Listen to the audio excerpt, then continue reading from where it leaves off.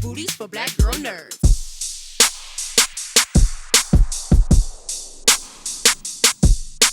You see what's in the back? You see what's behind her? Oh, you saw? Oh, Civil War. Yeah. Oh, yeah, that's right. It was awesome. I got to see it at South by Southwest, the premiere, when you guys walked the park. Oh, yeah, that was intense. Yeah. Awesome. Well, I do appreciate you guys taking some time to speak with me. I'm fans of both of you guys, and seeing you guys together on the same project was dope. So that was great. Thank you. Wagner, Thank you. I'll start with you.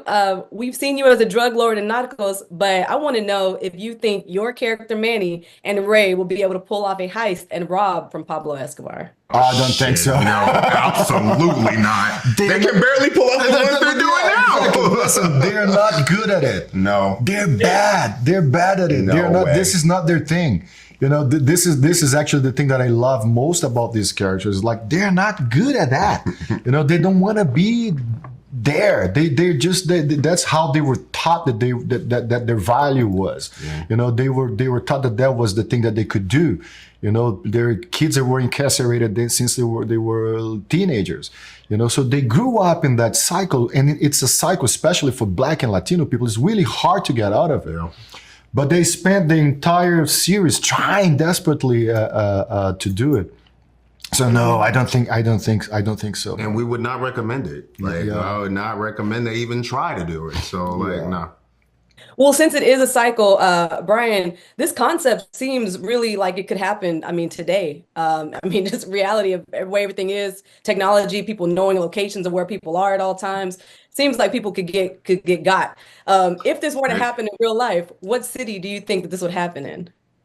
Philly. Like, you know what? Peter draws from a lot of stuff that happens in real life, and he heard about cases during 2020 because of the lockdown that a lot of drug people weren't able to shift their money across the borders, right? Like, because things were like, so that means that people were stashing all their drugs and their money in these trap houses. It was just growing, and people were robbing trap houses. And I told Peter, I was like, are people gonna come after us because of you? Like, you were shining a light on something that, he was like, maybe. And I was like, what? Like, I was like, what do you mean? But like, yeah, like, you know, I also love how, like, creative people get, like, because I was like, if you think about it, this plan that they're doing isn't terrible. I was like, this is actually not, like, I remember when we were filming, I was like, this could actually, we could do this, like, it could. But I mean, Philly's a good city. I don't know if I do New York. I don't know if New York is good, but Middle America would be good. Like Colorado, like, you know, I would say Arizona would be good. I would say Chicago would be a good city to do it in, but Philly, I was like, Philly, yeah, you can definitely do it at. Baltimore is a good city, you could do it at too. Atlanta. I wouldn't touch those cities. You would have said where? I wouldn't touch none of those cities. They seem like the most dangerous. Sure, but like, if it's all in one house, you get that one, and you're just like, I'm not promoting this, by the way. That is not. I'm not saying that anybody, like, that's not. I'm not saying that you should do it. Yeah. But like, if you thought about it, do Middle America. Do where there's moose and you know. If you want to do it, yeah, do Fargo. Yeah. You know. This is a really important question for me because I feel like this was a nice undertone. Brian, we see Ray tackle sobriety. And for me, that really hit home because I lost my dad to alcoholism. So I do appreciate the inclusion of this art because we see a lot of drinking and drug films, but we don't really get to see the road to them seeking help. So can you talk to me about diving into the emotional side of that character? Yeah, you know what? When it comes to the land of sobriety and recovery, people of color are very often left out. They never really talk about what it's like for us to deal with addiction. We become statistics before we become stories of success and recovery. And so for me, I really wanted to reflect that. It was a part of my personal life and part of my personal journey of like seeing, you know, people going through recovery, me trying to deal with those parts of myself as well. And I really wanted it to be reflected. I didn't want it to hide. I really didn't want us to miss an opportunity to really show somebody who may be going through and struggling with addiction to see themselves reflected on screen. You know, I really wanted us to see what it really looks like when we're dealing with grief, because grief is also a part of it at the same time. So I'm really glad to hear that resonated with you because we just don't see it, you know, and oftentimes we as people of color, Black, brown, we don't think that we have the systems or that we have the language to talk about it. And we usually just carry our grief and go on and don't say anything. And it ultimately ends up killing us. And so I really wanted to showcase that part with Ray. It helped me in a huge way. I really wanted to, in a way, lay that burden down and lay that shame down, because there's a lot of shame associated with getting clean and getting sober, or even acknowledging that you may have a problem. And I think that this show just gave me a chance to really to shine a light on it. I really wanted it to be seen, for sure. Thank you so much for that response. I really appreciate it. Of course. And you guys are just both such talented actors. I never thought I would see you guys in a project together, and seeing it, I can't unsee it. You guys killed it. Apple TV Plus does not miss with their series, and this is just another notch on their belt. It's fantastic. Thank you guys so much for talking to me. You guys Thank are you. awesome. Thank you. Have a good Yeah, one. Thank you truly. very much. Take care. Good, Chalice. Thanks. Nice to meet you. Nice to meet you too. We love your work, so we do appreciate you talking to us today about Dope Thief. Thank you. Yeah. Well, you are responsible for writing some of my favorite movies, from The Town, Top Gun Maverick, and The Batman. And not only are these fantastic movies, but the best part about them are the stories. So now that you were able to work on a series that spans multiple hours instead of just two, what aspect do you felt like you got to dive more into?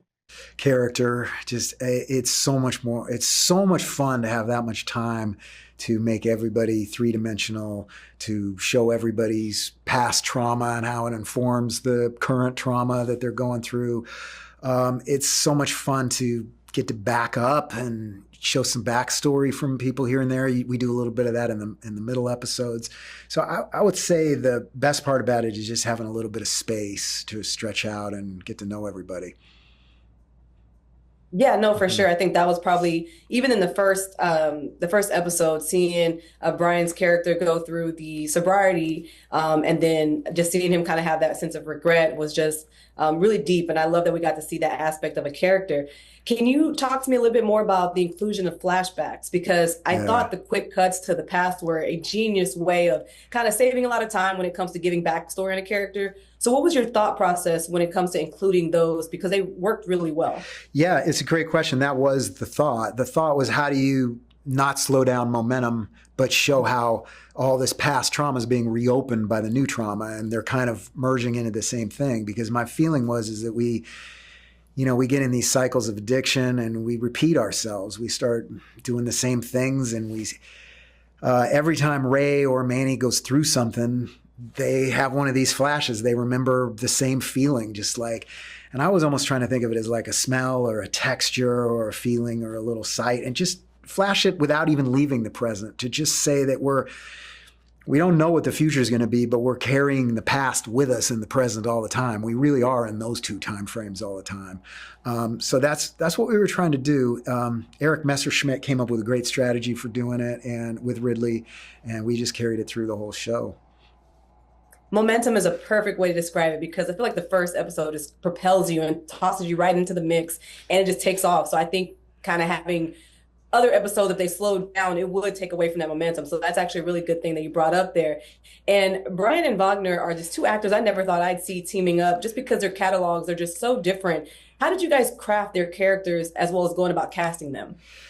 Yeah, I mean, casting, it just turns out that was the most brilliant stuff we could have done. I mean, Brian was just first on my list right away, because I knew that Ray was a character you had to love him, even though he was going to do some questionable things, and he just in his nature gets grouchy with everybody and sort of can be in a bad mood sometimes. And I felt like, who do you love more than Paperboy, who's in that position all the time? I loved Atlanta. I loved Brian's work on all the features I've seen. So we just got really lucky. We got him right away. That was when we knew we had a show. And then with Wagner, he was really interested in playing, the other side of Pablo, basically. I mean, the other side of Pablo Escobar is somebody who's been rolled over by the drug world. And he's so courageous. He would just make himself completely vulnerable and completely bare, and just show a guy who just was coming apart. He couldn't morally handle what he was going through.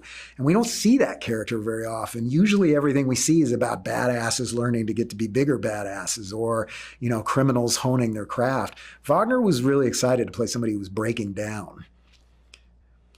Nice. Yeah, I thought that was actually a really cool aspect, seeing him I was actually kind of wondering, and it's something I want to ask him is, do we think that Brian and Wagner's characters would be able to take down or try to like set up Pablo Escobar's? I thought that would have been really cool. And my last question, since we're talking about your previous work as well, which project from your catalog do you feel best prepared you to write Dope Thief? Oh wow, it's two. I mean, well, one is the town, because it's a sort of themes I've been doing my whole life.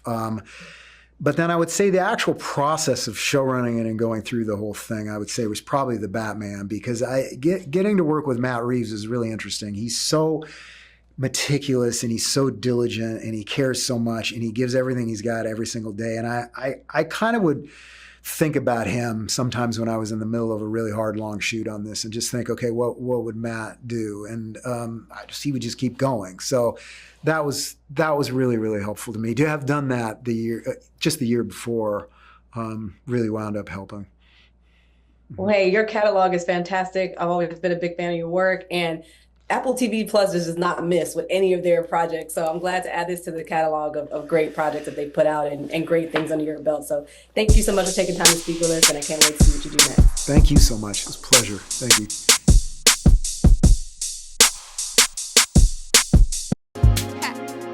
Better shake your booties for black girl nerds. Better shake your booties for black girl nerds.